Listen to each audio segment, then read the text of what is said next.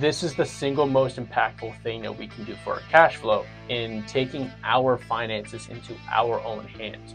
My name is George Sardakis. I am an associate at Hirsch Financial Services. And today we're going to talk about 10 ways that we can look to improve our cash flow in the next couple of weeks or even the next few months. Most cash flow advice that we hear sounds something a little bit like maybe spend less on coffee out. Maybe we should cook at home more. We should look to cancel some of our subscriptions.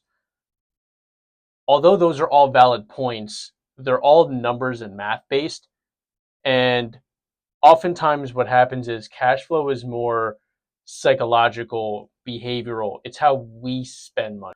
When we focus primarily on the numbers and on the math, that may work for the short term, but it tends to fall apart over time because math doesn't take the human psychology into consideration. So today we're going to go over 10 practical ways for us to look to improve our cash flow, again, in the next couple of months or even in the next few weeks. And these are going to be approaches that actually hold up, not just for the numbers, but by applying our behavior to the strategies. The first way we can look to improve our cash flow is by automating savings, investing, or any kind of bill pay that we may have on a monthly basis. Now, this is the single most impactful thing that we can do for our cash flow because the core idea is that if we don't see the money coming out, then we're never going to miss it and therefore we're never going to spend it. So by setting up recurring automated savings to maybe a savings account, emergency fund, maybe our annual vacation fund, by setting up recurring investments into a Roth IRA or our 401k or some kind of after-tax investment brokerage account, we can look to kind of have that out of sight, out of mind attitude when it comes to our savings, and we're saving without even thinking about it. And then when it comes to our bill pay, setting up our utilities, our rent, our car loan, maybe our credit cards, it kind of helps to take the thought out of paying our bills. It also helps to take that psychological pain of seeing that money come out of our bank account on a monthly basis as well. This operates on a level where willpower and decision fatigue are pretty much eliminated. We're not thinking about how much our rent is going to be. We're not thinking about how much we want to put into emergency savings.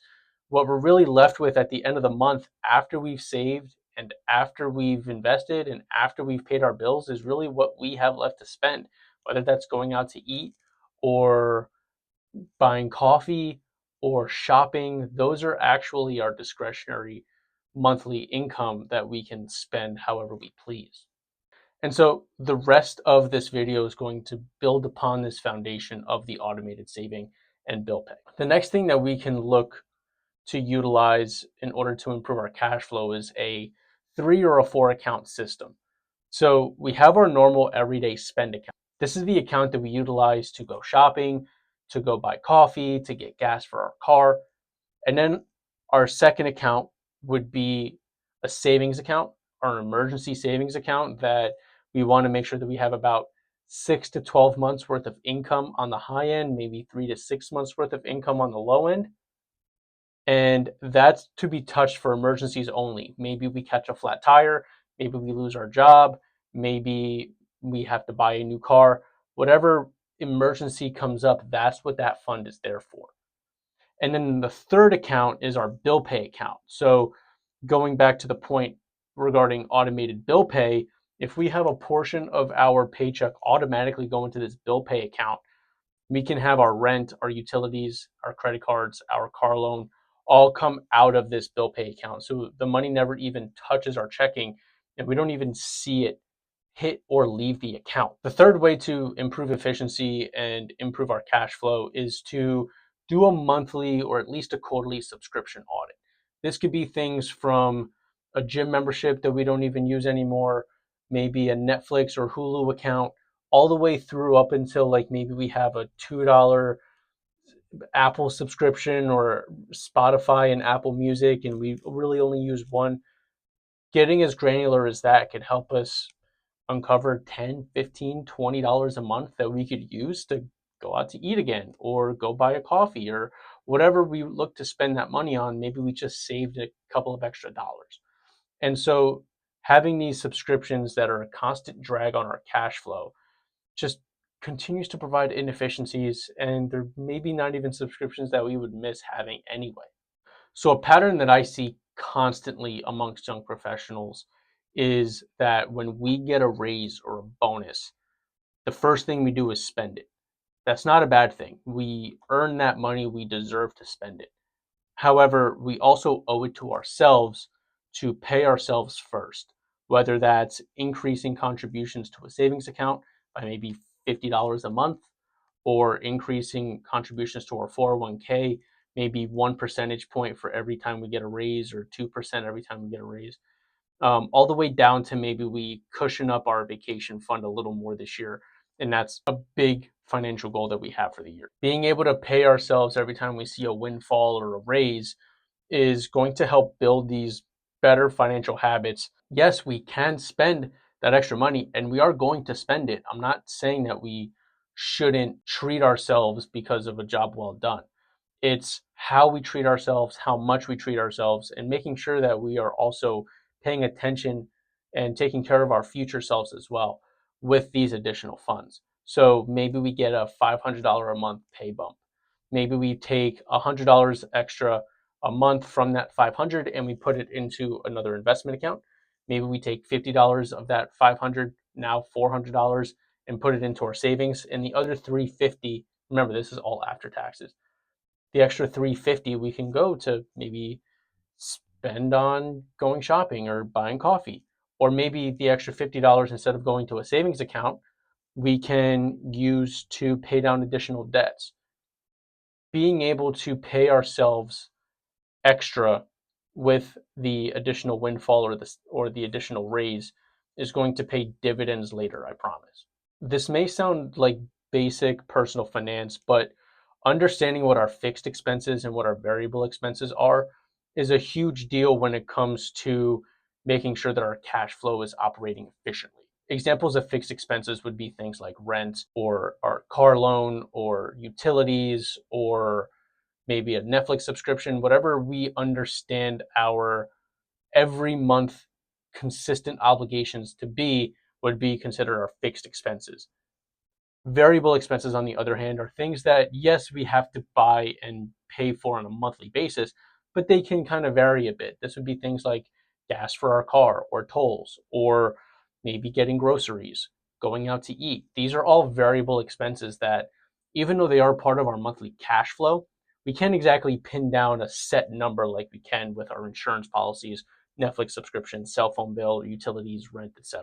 And if we're overspending in one of these categories, it's very easy to kind of pinpoint whether it's coming from a variable expense or from a fixed expense. So it's very easy for us to say that we need to spend less money on a monthly basis, but to be able to identify exactly which category it's coming from, that's a big deal, because now we can say, oh, for instance, I spend too much money on coffee on a monthly basis. So maybe I should kind of chop down my spending on coffee. Or this goes back to the subscription audit. If I know that I spend money on Apple Music and Spotify, I really only need one. So that's a fixed expense that I can kind of chop down. Okay, so we're over halfway done with this list. Number 6 is having a buffer for our checking account. Now, what do I mean by that? A buffer is another fancy way of saying having a nice cushion that isn't exactly zero. So you have a lot of people that they'll say, like, they treat $200 in their checking account as zero, and they try not to go under that.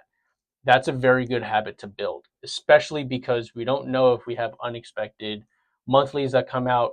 We don't want to be surprised by surcharges or bank fees.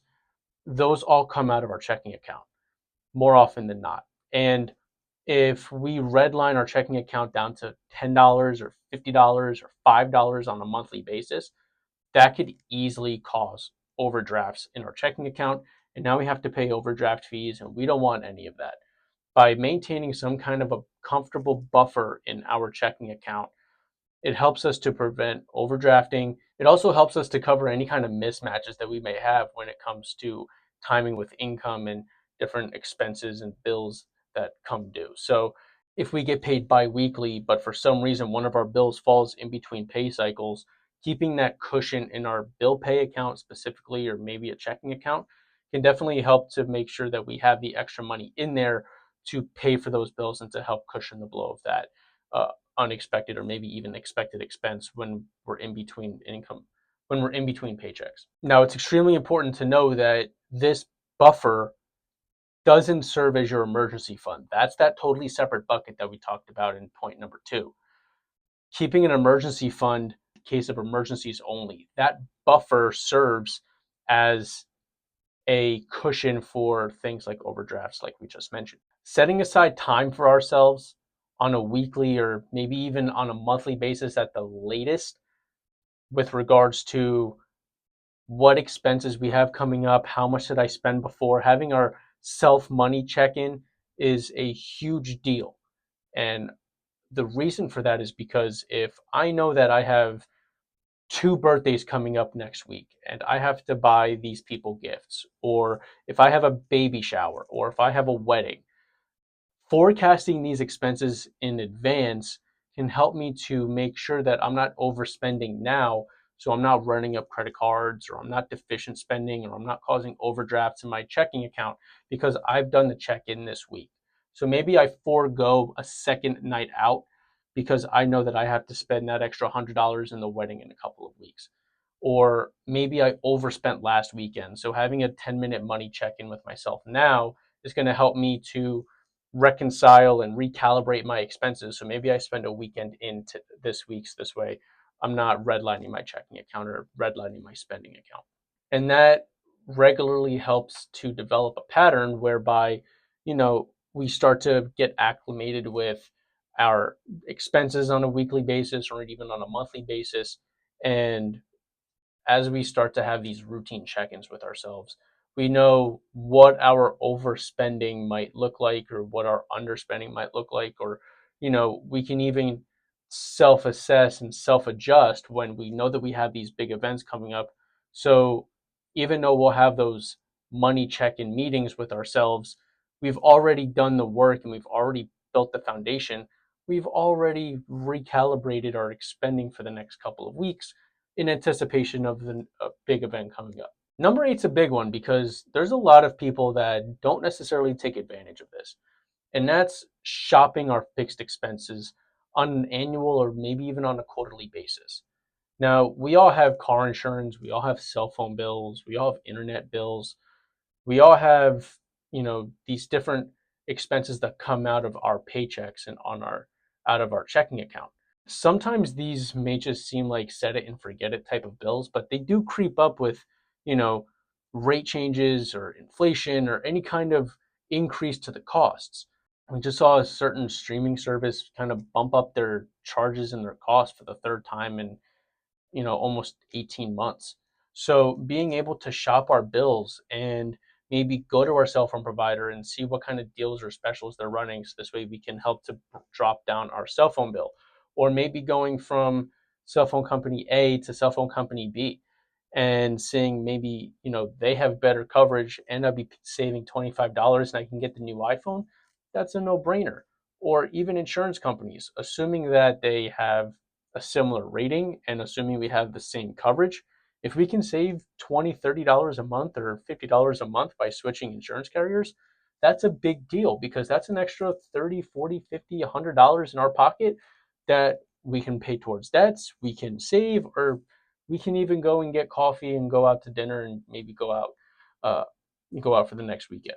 And so that allows us to take another step in putting our finances in our own hands. We're not leaving our expenses to the cell phone carrier or the insurance carrier or whoever our music subscription is with. We're shopping around and we're trying to save money. And this allows us the opportunity to do more for ourselves and feel empowered in taking control of our finances. One thing that a lot of young professionals don't necessarily do is track their net worth. They do a very good job at tracking spending, but they don't do a great job at tracking net worth regularly. Now, net worth is what we own minus what we owe. So if we have So what we owe is better put as assets. So those would be things like savings accounts, checking account, any kind of retirement plan that we have, other kinds of investments. Those are all assets. Those are things that we can control and what we owe. What we owe, on the other hand, are things like credit cards, medical bills, student loans, car loans, mortgage, etc. These are all debt obligations that we have outstanding. And so, in order for us to improve our net worth, we can increase our assets and reduce our liabilities. So, pay off credit cards, pay off our car loan, pay off medical bills or student loans, invest more money, save more, maybe bump up our 401k contributions, and by either pulling this lever up or dropping this lever or a combination of the two, we're able to improve our net worth. And it really helps to solidify the fact that we're doing a great job in taking our finances into our own hands, and seeing that progress in our increasing net worth will just serve as a positive reinforcement that we are doing a great job in our personal financial lives. This isn't something that we have to track on a daily or a weekly basis, maybe on a monthly basis, quarterly basis, maybe even on an annual basis, to make sure that, we are putting our best foot forward and we're doing the best that we can. And seeing this increase and this positive number come out on a quarterly basis, and seeing that net worth number go from 0 to 10,000 to 100,000 to a million, that's just positive reinforcement to us. It's just going to make us feel all the more empowered to keep moving forward and keep progressing at our financial goals. This last point is about visibility. And I want to be extremely deliberate about this because there are so many tools that are available to us with regards to tracking our personal finances, our spending, our checking, whatever it may be. And that's the use of financial apps and dashboards. There are plenty of dashboards, there are plenty of apps out there that we're not going to make a recommendation for a specific product, but being able to utilize an app or utilize a software or a dashboard that works best for us to be able to see how much we're spending in a certain category, how much we're saving on a routine basis. Are we above our trend? Are we below our trend? Are we meeting our goals? Having that visibility and that access to our financial goals is a huge deal. And it's just going to help us to make sure that we're progressing and tracking our goals and we're on the right path with regards to paying off our debts or saving for that big vacation that we want to go on next year or saving for our wedding that we have in October. Making sure that we are able to efficiently and effectively monitor our financial goals and the steps that we're taking in order to accomplish them is a huge deal. It's similar to using various fitness apps to track our PRs in the weight room, or track our weight if we're trying to lose or gain weight, or track our macros or what we're eating. Being able to have these tools at our disposal is just going to continue to make sure that we are empowering ourselves to live our best financial lives and make progress towards our financial goals. So these are 10 brief and effective ways for us to improve our cash flow. We can either look to take advantage of all 10 of these steps in the next couple of weeks. Maybe we pick and choose 3 or 4 that we want to take a start with, and then we kind of graduate into the next couple of 6 or 7. We work at our own pace with regards to how we're going to manage and how we're going to build our relationship better with our money. The one common theme that runs through all of these is consistency. We have to be consistent with the method that we utilize from this day forward. And all of these strategies could work for us in their own way. Maybe one of these doesn't necessarily hit home and we don't want to use an app to track our progress, and that's fine. Or maybe we like the idea of just having one bank account. That's fine too. Being able to pick and choose the strategies and the methods that work best for us is just what makes personal finance extremely personal. And with all of that being said, Thank you so much for watching. I hope this helps. And if you have any other suggestions or strategies that I might have missed, leave a comment below. Follow me on Instagram, follow me on LinkedIn, and I look to see you all soon. Thank you so much.